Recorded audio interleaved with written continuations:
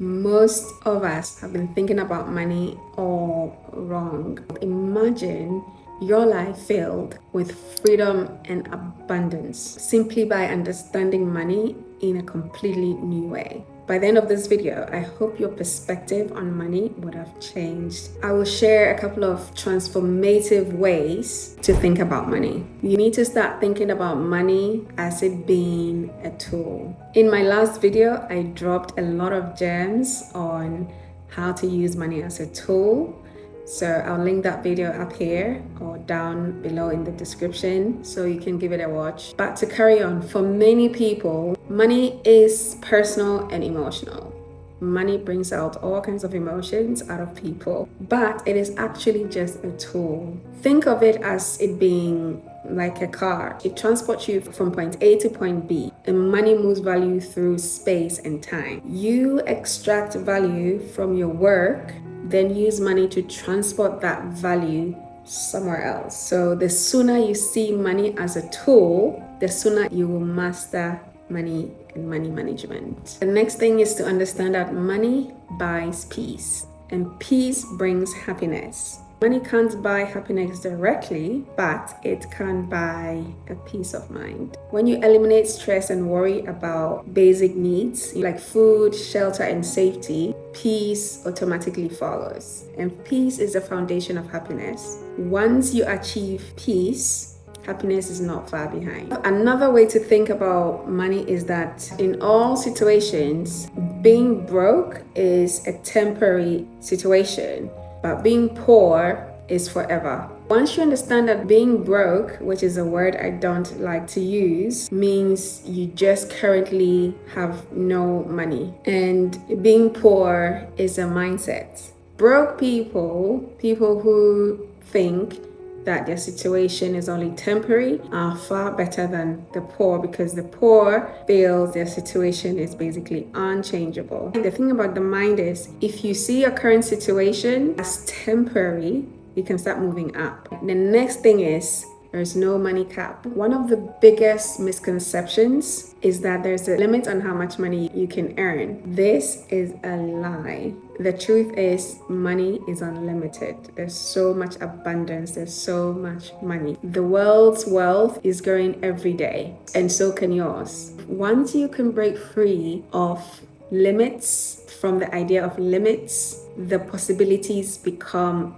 endless. The other thing you need to remember is that you first need to learn before you can earn. First you learn, then you earn. Money that you make is directly related to the value that you bring to the marketplace. So by continuously learning and developing new skills, you increase your value and your earning potential. Don't underestimate the power of education. The wealthy people will tell you they spend so much on education, it's ridiculous. And education is the key to unlocking your future. Whether you're paying a large sum of money to a university, or your money is in the form of the time you're spending on YouTube watching valuable resources to help change your life, your new skills that you're learning is going to impact your financial success. And for me personally, one thing I heard growing up was that money doesn't grow on trees. Money does in fact grow on trees. If you know what seed to plant, that money will grow on that tree. Many people earn money and immediately spend it. Instead, what you need to do is plant your money like seed, nurture it, and watch it grow. Wealthy people, they invest and they allow their money to multiply. Sometimes you can sacrifice comfort for just a while, but then that would help you to gain access to your financial freedom even much quicker. The next thing I would highlight is that money is just passing through. Money is not stagnant. It's just passing through the economy, and your goal is to position yourself where money flows. When you position yourself properly, money will flow effortlessly to you. Once you have money, you are able to exchange it for something more valuable to you.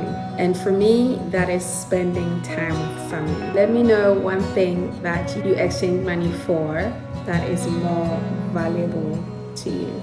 There's a cycle, and this is the essence of wealth building. Also, you need to recognize that you're spending time and not money.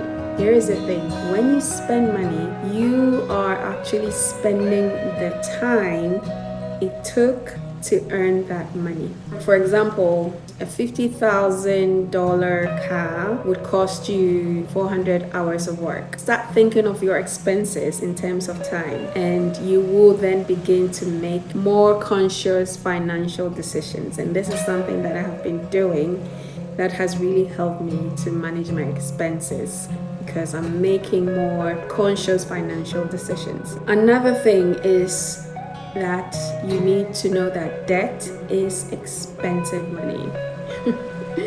Debt isn't just borrowing, you're just renting money for a higher price. You're just renting money for a higher price. Every time you borrow, you're committing yourself to pay it back. So think twice before taking on debt because it's a costly transaction that can rob your future self. You chose this life. Make money from it. This is the life you've chosen to live. Make money from it. You've chosen your path, so why not make money along the way? Whatever you do, make sure you do it well and just find ways to monetize it. Whatever path is it you set yourself on. Because when you really think about it, financial success is basically a byproduct of excellence and passion, right? So when you mix the passion you have for something and doing it very well in an excellent way, you are definitely guaranteed to have financial success for it. So if you're in it, be in it to win it, because this is the life you have chosen. Be in it to win it. Do not be the poor person being left behind. Do not be the one not seeing the value in themselves, not upgrading themselves, not finding ways to monetize the path that they have chosen. Now, one of the best piece of advice that I can give you is that the future of money and property is quickly evolving, and those who understand these changes will thrive in the new economy. So get ahead of the curve and be ready for the opportunities that lie ahead. This was a very insightful piece of advice I was given by someone recently that I've really taken to heart and looking forward to seeing the best come out of it. Now, I'd like to know which of these points stuck out to you or completely blew your mind. Let me know in the comments below and I'll be happy to discuss further.